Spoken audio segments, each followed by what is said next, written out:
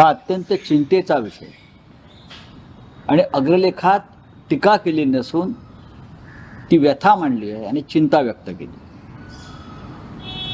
बांगलादेशामध्ये शेख हसीना यांची सत्तापालट झाल्यानंतर आणि त्याआधी सुद्धा तिकडले कट्टरपंथी संघटना आणि लोक हे सातत्यानं हिंदू समाजाला भयभीत करत राहिले, धमक्या देत राहिले, त्यांच्यावर हल्ले करत राहिले, मुलीबाळींवरती हल्ले करत राहिले, त्यांचे व्यवसाय, त्यांच्या संस्था यांच्यावर हल्ले झाले, हिंदूंचे खून झाले सुरू आहेत,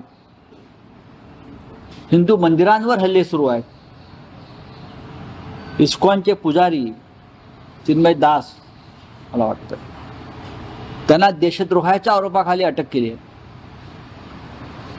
जे जे हिंदूंची बाजू लावून धरतील मग कोर्टात हिंदूंच्या बाजूने उभा राहिलेल्या वकिलांच्या हत्या होत आहेत। ही स्थिती स्वतःला हिंदूंचे नेते समजून घेणाऱ्या देशाचे पंतप्रधान आमच्या नरेंद्र मोदी आणि गृहमंत्री अमित शहा यांना विचलित करत नसेल आणि फक्त सचिव पातळीवरच चर्चा सुरू असेल तर मला असं वाटतं हे सरकार हिंदूंच्या बाबतीत भोंदूगिरी करताय, ढोंग करताय आणि यांना हिंदू फक्त मतांसाठी हवाय आपल्या देशात आणि जगामध्ये।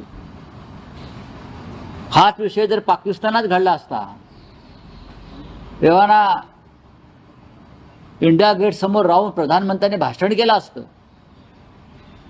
आणि पाकिस्तान में घुसकर मारेंगे अशी भाषणं करून त्यांनी या देशामध्ये एक वातावरण निर्माण केलं असतं। पण आता निवडणुका नाहीत, बांगलादेशमध्ये निवडणुका लढायच्या नाहीत, त्याच्यामुळे हिंदू जगला काय आणि मेला काय अशी तिकडल्या हिंदूंची अवस्था आहे। भारताच्या सीमा सील करून हिंदूंना आपल्या देशात येण्यापासून रोखलं जात आहे। लक्षात घ्या, तुम्ही हिंदुत्ववादी आहात, प्रधानमंत्र्यांनी स्वतः यात लक्ष घातलं पाहिजे। मग पाकिस्तानच्या संदर्भात सचिव पातळीवरती का चर्चा झाल्या? पाकिस्तानवरती हल्ले का केले तुम्ही? कारण तेथे सुद्धा त्यांनी काश्मीरमध्ये आपल्या जवानांवर हल्ले केले।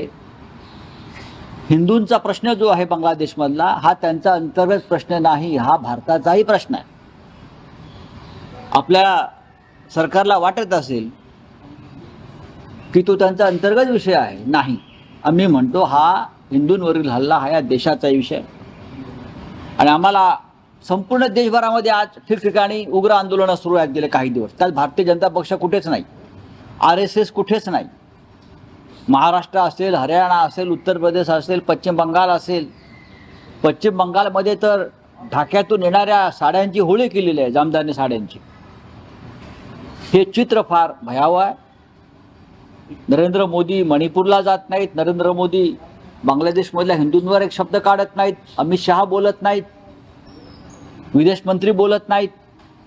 मग जो हिंदू उरलेला आहे बांगलादेशमध्ये पिढ्यानपिढ्या फाळणी झाल्यामुळे त्याला तिथे राहावं लागतंय। फाळणी झाल्यामुळे, बंगालची फाळणी झाल्यामुळे तो हिंदू तिथे आहे। त्यांच्या बाजूने कोण उभं राहणार? त्यांचा आवाज कोण मांडणार? पार्लमेंटला त्याच्यावर चर्चा करू दिली जात नाही। आम्ही अनेकदा प्रश्न उठवायचा प्रयत्न केला। राष्ट्रीय सुरक्षेच्या फालतू मुद्द्यावर जॉर्ज सोरोस त्याच्यावर भारतीय जनता पक्षाचे लोक लोकसभा आणि राज्यसभा बंद पाडतात आणि बांगलादेशमधल्या हिंदूंच्या अत्याचारासंदर्भात ते एक शब्द काढत नाहीत, स्थगन प्रस्ताव मांडत नाही। आमचे स्थगन प्रस्ताव फेटाळले जातात।